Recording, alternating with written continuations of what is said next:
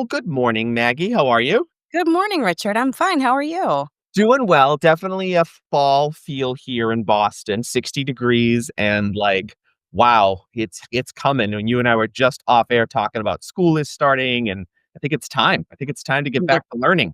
I think you're right. I think it is. It's time for all the parents too to get a have their kids go back to school. Parents to get a break and That's get those folks back to school. So I think that's why I was so excited to talk to you this morning. I think this is why this is the perfect conversation for this time of year, right? I right. think it makes a lot of sense. So joining us today on Meeting You podcast is Dr. Maggie Marcus. You are the executive director of the Sullivan Charitable Foundation, and you're also a fellow with the Century Foundation. So you're a busy individual. Yes. Yes, I am. When you and I met a few weeks ago, I was really struck by your sort of passion for bilingual education and a lot of equitable access to dual language programming. I have a friend who lives in Chicago and her son is starting pre-K in a Spanish immersion pre-K, which I just think is the coolest thing that he is getting the opportunity to do that through the Chicago public school system. And I love the work that you're doing around building systems for multilingual learners. So before we get into all that, though, Maggie, would you mind just kind of giving us a little introduction of yourself in your own words? Sure. You nailed two of my professional roles. I'm also an adjunct professor at the University of Maryland, Oh, perfect. where I got my doctorate. Mhm. I've stayed on, which is fun, and what else? I have 3 children that I'm raising bilingually. Oh, that's It's amazing. so Spanish is not my native language, but I've developed a real love for it over the Sure. course of my life, and so Sure. that's one thing I really pride myself in having my girls also be, bilingual. Bilingual as well. And I Yeah. have a lot of animals. Yeah, I think my animals might be somewhat bilingual too. Yes. I love that you kind of talk about how this has been a part of you for so long, right? Yes. And a love for you and instilling it in your children. I just mentioned to you about my friend whose son is 4 and he's starting an immersion program. What better time? Yeah. You have credited a high school Spanish teacher, and I had some great high school Spanish teachers. I was fortunate enough to start Spanish in the 6th grade where I lived, so that was really great. And you kind of talk about this exploración cultural that you've been Mhm. involved in and how that sparked your path. Can you talk a little bit about how those first experiences really kind of struck you and stuck with you? Yeah, yeah, I started in 7th grade, Okay. the traditional, take a quarter of Spanish, a quarter of French, and then See which one you like. which ones you like, and actually, I didn't like the French teacher, so it's like I was like, "Well, I'm gonna take Spanish," and I don't know that at that time, I thought too deeply about it, Mhm. but I was on this path of taking Spanish and by the time I guess I was a senior in high school, there was this class, like you mentioned, exploración cultural, and we got to go into the community. I grew up and went to school in Sudbury, and we had different opportunities in Framingham, Mass, and one was at a bilingual school, and so I would go twice a week into this first grade classroom with Miss Palmer and work with her. Kind of, it was like a teacher's assistant to work with her That's kids. great. It was Yeah, awesome. that's great. And Framingham has a pretty large, native Spanish-speaking population. I know that because I live not far from Framingham, so it's really cool. Yeah. Yes, yes, and this was I didn't really know this at the or understand this at the time because I Okay. was, 17 or 18, but that was 98, 99, and so that was right before Massachusetts outlawed bilingual education, and so there was a lot of tension also at that school, racism, from other teachers regarding the kids in the bilingual classroom, and there's these sort of political undercurrents that, Mm, I think also when my Miss Palmer would tell me about like, "Oh, well, next year the kids are going to sheltered instruction," and I just thought, "Well, that's not fair. Like, right. what's Yeah, that about?" yeah. So, I think that was also in the back of my mind as a young I think that person. planted a seed. Yeah, I think that really planted a seed. One of the sentences that you have on your website is, always have passion for education, right? Siempre ha tenido pasión por la educación. Tell me about what that means to you now, all these years later. I think I was thinking about this morning when I was much younger.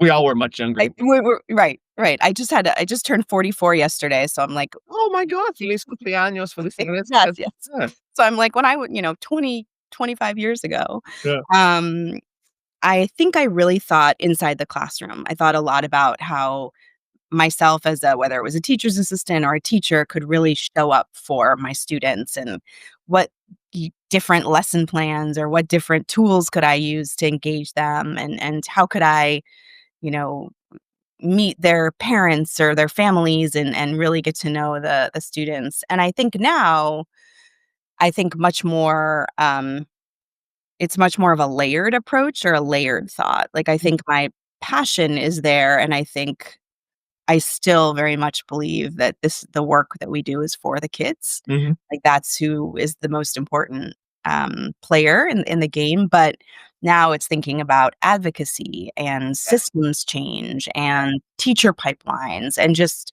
sort of bigger picture, I guess, as opposed to just that focus on the classroom. On the classroom learning, yeah, and it has to be, right? I mean, education, let's just put it bluntly, is or the educational system, I should say, Maggie, right, is extremely complex and maybe some places unnecessarily complex. And I definitely want to get into the topic of your dissertation and the work you've done around equitable access and dual language instruction. But I also am fascinated by the fact that you taught Spanish in Puerto Rico, you taught Spanish in Washington, D.C. You've done some interesting work in both those places. What was that like? That kind of experience between teaching both in a native speaking country versus here in the US? Yeah, it was interesting teaching in Spanish because in Puerto Rico because I was a Spanish major in college and Spanish and econ, and they the Department of Education of Puerto Rico put me in a Spanish teaching position because that's where all my credits were. And, as a non-native speaker, I was like, "Okay, well, Right.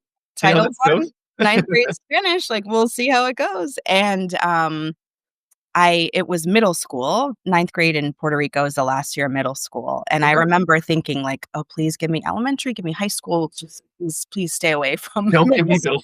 middle Don't give me middle school." And they're like, "Here's middle school and here's Spanish." Um, and I absolutely loved it. The kids at that time, I was 22, Okay. and my brother was the same age. He was in ninth grade. So Oh, I wow. felt like I had that sort of sibling connection to them, which sometimes didn't work in my favor as a as a professional, as a teacher. Yeah. But overall, I really got to bond with my students. And it was challenging in the sense that no one in the system, like in my school, understood why I was there. I wasn't Ooh, married okay. to a Yeah, it Puerto wasn't clear to Rican. them as to what's this woman doing here? Yeah, okay. Exactly, like, Yeah. I'm not Puerto Rican. Right, sure. I Yep, didn't have a Puerto Rican husband, right. so they really didn't understand, like, Yep. Why are "What you are you here? doing here?" And so that was interesting just to really Is there a trust factor you had to build at all, or Oh, yeah, yeah, yeah. definitely, and I mean, very much the outsider. Yeah, you were very young too. I I mean, was very young, and I worked with a teacher who was basically sitting at her desk counting down till she could retire. She had, like, Carmen, Carmen Hernandez. So that was really tough too. I mean, she had been in the system for, long time. a long time. She was not a good teacher. Yeah, She'd write on the board and kids would copy. yeah. That was kinda how her classroom ran, and so enter this young American, Idealistic. idealistic, like, "Let's do a game," and I think that was really challenging. Um, but it was a great experience, Sure, and it sounds like it. Yeah, I yeah, loved it. I yeah. did love it. And then contrast that a little bit for me too. Now you come to DC. How is that sort of feel? How does that experience change you? Yeah. So now I come to DC, I think I realized, because the next year in Puerto Rico, I taught English, and I really just didn't enjoy teaching in English, and I didn't study English, which in my naivete, I was like, "Oh, well, I'm an English speaker, like, I should So I can obviously." teach English, then you start really like, "I don't know grammar."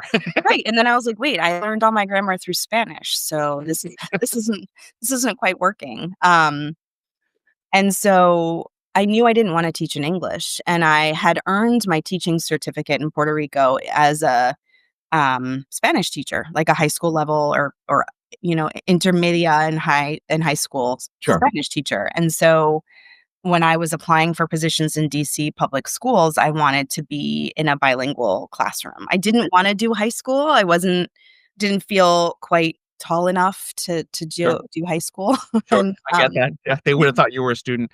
right, and so I really thought, "Well, let's do like, I wanna do bilingual, education at the elementary level," and so Yeah, I that's love what I that. did. Yeah. Yeah. And you talked a lot about, policy, Mhm. and I do wanna talk about your dissertation and the work that you've done and how you kind of examined the different views as it pertained to equitable access to dual language education, and how there's, like, this gap between parents, policymakers, school leaders. We already talked about how it's complex, I Mhm. guess, a good way to put it, right? Or maybe that's even a little bit, of an understatement, but tell me about why you chose that, I guess, Maggie, and where you kind of think their intersection between parents and policy and schools kind of happens. Why I chose that Yeah, topic? why you chose that topic. Yeah, yeah. I really was interested to learn, especially in DC and probably in Chicago and certainly other cities, gentrification is really Sure. happening Yeah, or obvious in some places more than others. sure. Chicago's a great example. Yeah. And so the place where I taught was a very, I mean, this was 2010 to 2012, was Mm, Latino. The school was only Latino and Black children. We had a strand program at that time, so not everyone was in the dual language program. gotcha. But I really, as I learned more and saw what was happening with DC, just as far as communities changing, Mhm. I wanted to see what the impact was on these programs that were developed for native Spanish speakers. That the reason that these programs exist in DC is as a service delivery model Okay. for Latino students, to learn English. And so I was really curious about, I had heard anecdotally, from, I don't know, people in the field, or I'm very close with, the bilingual education coordinator for DCPS, and Mhm. would hear about, like, either parents don't know that they have to apply for their bilingual school, or they can't afford to live in the neighborhood anymore, or Well, just yeah, they've been pushed out. Yeah, they've been pushed out. yeah. And so I was really interested to learn about, well, what does it look like? What are schools and district people saying? And then what are the parents saying? Like, how do those really either diverge or converge? Yeah, yeah, and it sounds like you were really trying to think about how you could then bridge that as Yes. well, right? Absolutely, yeah. Something you said just reminded me too, Maggie, when my daughter was around 5th or 6th grade, she was denied the opportunity to take Mm, Spanish because she didn't score high enough on her math aptitude. And, the school, of course, is looking at standardized testing, and students need to score high on math so their standardized test scores look great.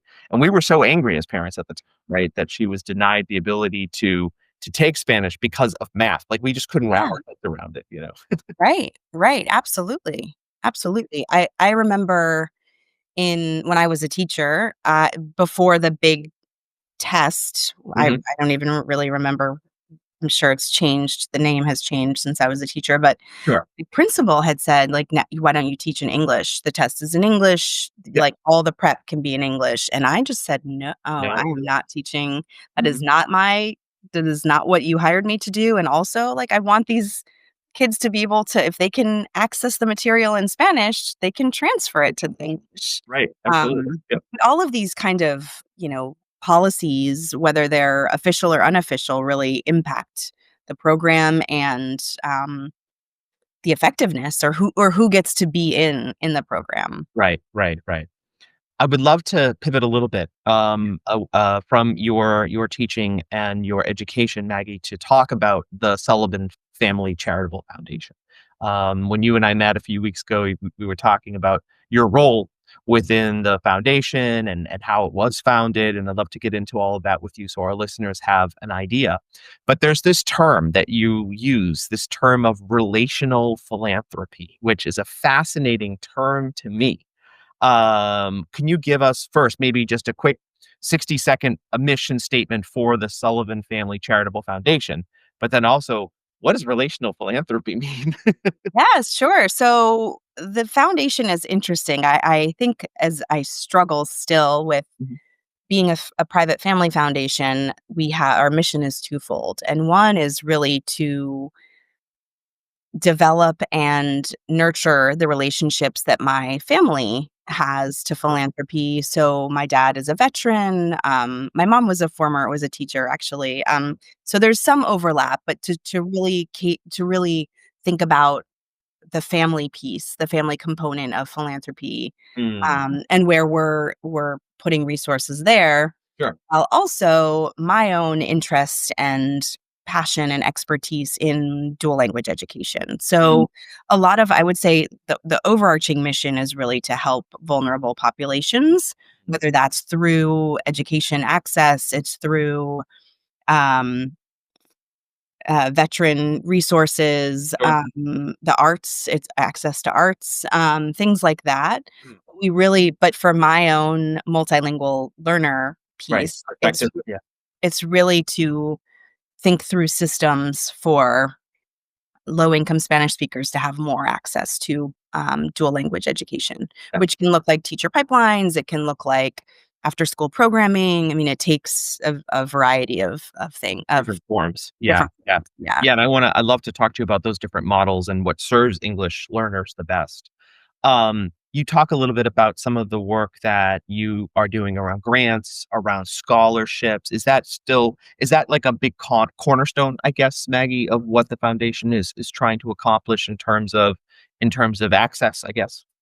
Yes, I mean, I think the grants certainly, and I think that's where the relational philanthropy piece comes in. I mean, I do a lot of work with DC public schools. I'm Sure. having lunch today with the superintendent for the cluster of schools that we support. Mm, And so I've known them also for 15 years. mhm.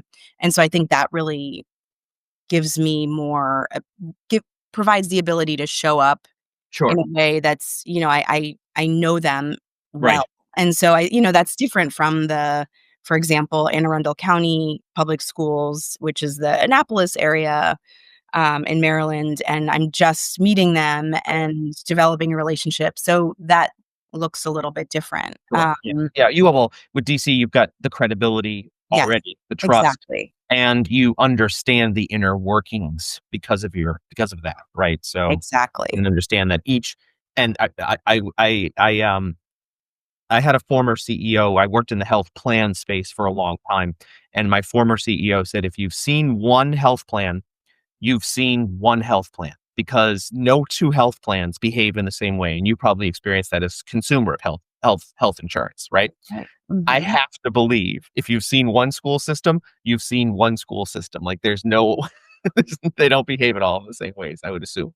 That's right. Well, it's funny too, Richard, is I was on a call a couple months ago with family foundation, family members who are leaders of their family foundation, and someone made that same comment. She said, "If you've seen one family foundation, you've seen one family foundation." Because it's so nuanced, and certainly the same with school districts. I think sometimes I see some similarities of bureaucracy from my days in Puerto Rico, but I don't think that's unique. I think that's the belly of the beast of, Yeah. government, public It it's just school. yeah, absolutely. It's just a fact. Um, Yeah, and we all have to find our way to kinda innovate within that if we can, right? exactly. Yeah, yeah. So speaking of Exactly. innovation and innovative models, I mentioned to you again, about my friend whose son is going into an immersion program. What models, I guess, have you seen that serve English learners best, and why? Is it an immersion model? Is it two-way? Is it integrated by design? where do you consult, I guess, organizations around that? So, I mean, one, I think the dual language or two-way immersion model is really the best Hmm, model for hmm, students. And so one of the pieces that really distinguishes those that program from other immersion models is that you have a more balanced population of speakers. hmm. So ideally, at least 30% of either group of whether it's native. So if we had 30% native English speakers and 70% native Spanish speakers, Right. that would be an example. Mhm, So it's really having two populations, two mhm. groups of speakers to be able to then have those relationships across language at their peer level.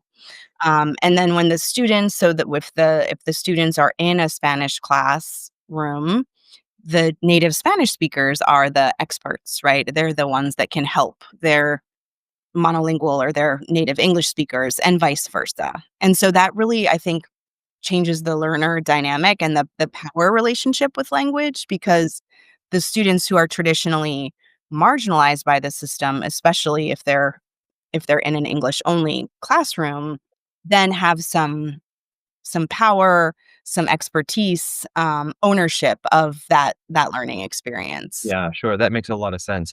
One of the things too that I was reading about you, which, it never really kind of occurred to me, Maggie, until I read it, and so thank you for writing it, but this notion of, like, there's a mental health aspect of this to bilingualism and, the whole child and the holistic approach for multilingual learners. That is something I never really thought about until now, and I'm disappointed that I never thought about that, but maybe I'm not alone in that. I don't know, but that's so interesting to me that you talk about how we need to address this holistically for multilingual learners as well. Yeah, I mean, I think now too, I mean, now more than ever when we have school like ICE agents going into schools, Yeah. going into communities, I mean, it's just really there's a lot of trauma. Mhm. I think I don't wanna generalize about, like I don't wanna have a deficit perspective Yeah. about Okay. multilingual learners, of course, but they are more likely to live in poverty, to have parents who haven't been to college, Yeah. Of and course. face Mhm. those challenges, and Yeah. so I think and some of this, I think, when I was doing my, I went with the International Rescue Committee for a Mexico border delegation, and I was thinking about all those kids who are there Mhm. waiting to cross into the US or in various points of immigration, or refuge, and they end up in the schools, Right. and what are we doing to help these kids who have experienced this in this Trauma. instance. Yeah, yeah.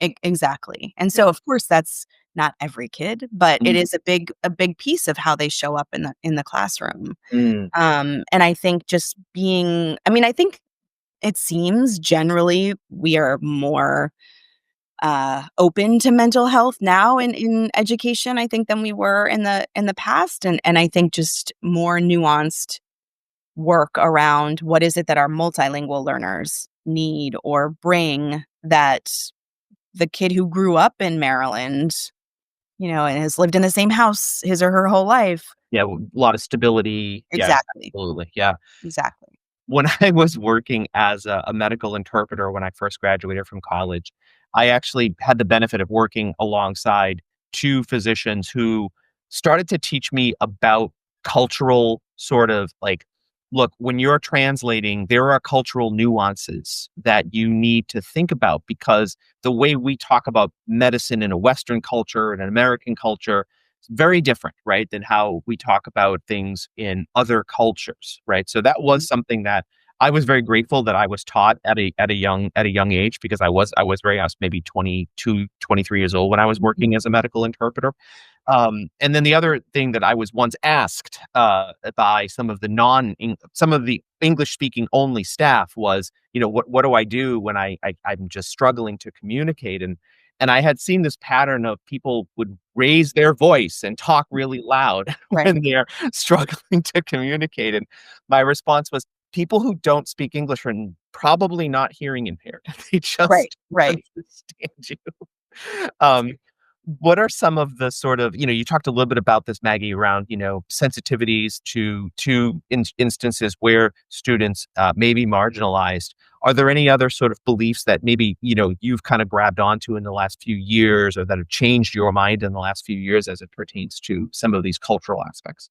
Yes, I think one that I really hit home for me during my dissertation research was how schools communicate with families. Mm, And I think COVID also then sort of dug into this aspect yeah, too, I wanted Richard. to ask you about how COVID threw all of this off track, but yeah, I can imagine it did. Yeah. Yeah. But and so I'd like to think, I mean, for example, when I was doing my dissertation research, I had this parent, and, I interviewed this mother, and I said, "Is there anything else you wanna share with me about your experience in this?" And she was a native Spanish speaker, Mm, and she said, "Well, there's just this little thing, like, it's just a little thing." And I was like, "Oh, tell me about the little thing." And she said how she showed up on a day to school that turned out to be a professional development day or a okay. holiday or whatever it was, and she got to the school and she's like, no one was there. I didn't know what was happening. And the principal said, well, we published the calendar online. Mm, And that's where you find yeah. out. Go online. Like, what's the Yeah, problem? like, go online. And it didn't occur to her to go online. And that wasn't how she best received information. And so that to me, even though she said it was a little thing, I thought, like, actually that's a big thing because the school is not meeting the needs of parents who aren't Right. online, right? There's And I think we this digital equity divide the that they're digital not. Yeah. Yeah. absolutely, and we saw that with, after school program sign Mm, up too, was like all the people who worked, on computers and offices could sign their kids up at 10 AM for after school, but people who were in the service industry or who didn't have home computers weren't able to sign their kids up. right. So I think that was definitely one area that I thought we really need to be better about how we're communicating with families and That not makes a lot of sense. just this one way.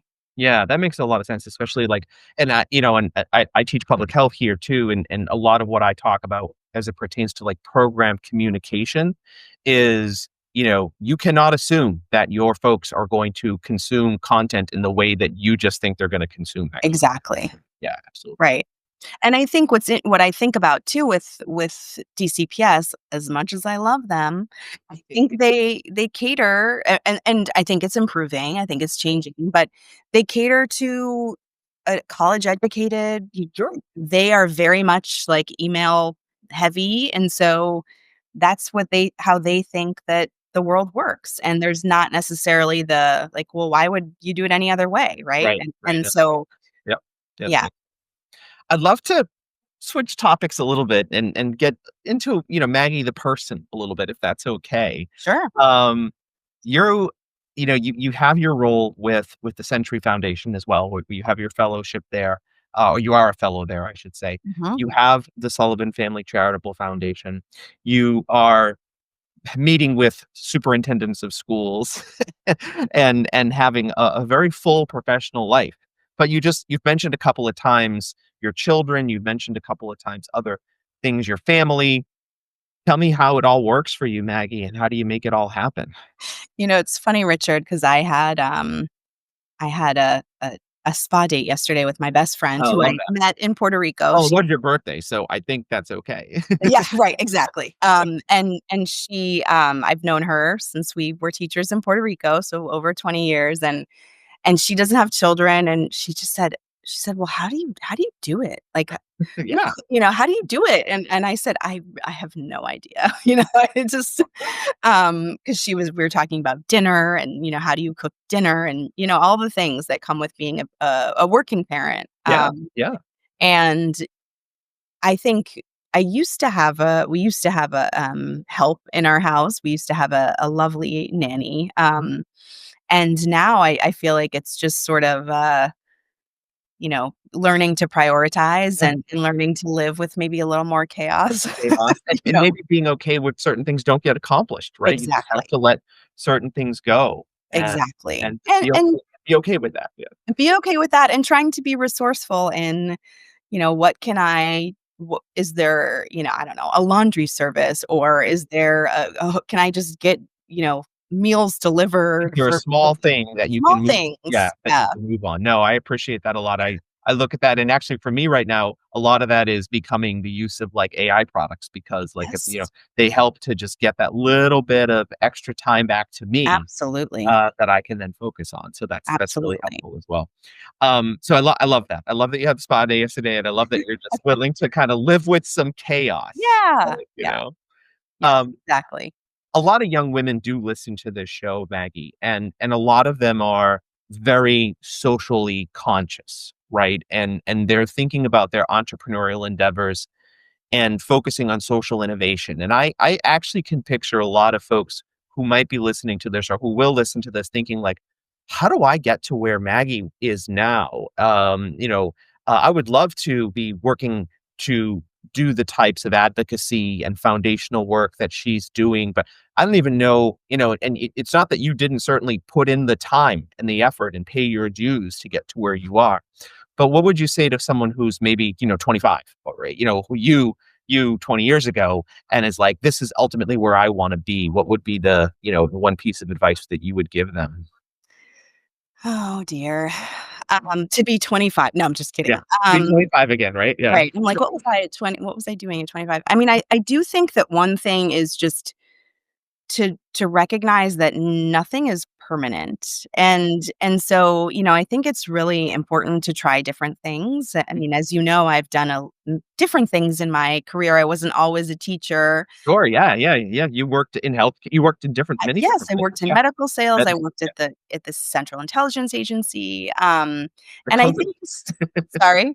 The company. The company. Yeah. Yes, the company, if you will. And I think just the notion of trying different things and recognizing that I might really enjoy this, I might not enjoy this, and that's okay. I still take something away from it. Mhm. And I think for me, going to get my doctorate was realizing that, like, wait, this is what I love. Like, I Yeah. really love dual language education. I enjoy teaching. I wanna go deep in this so that then I can, like you said, like, sort of show up in a space that I might not have had access to had I only been a teacher. I mean, Sure. had I been a career teacher. And so I think thinking strategically a little bit like that too is helpful. That makes sense. And Yeah. taking risks. I think moving to Puerto Rico at That's 22. a huge risk that you took. Yeah. Yeah. Yeah, and Nobody understood why you were even there.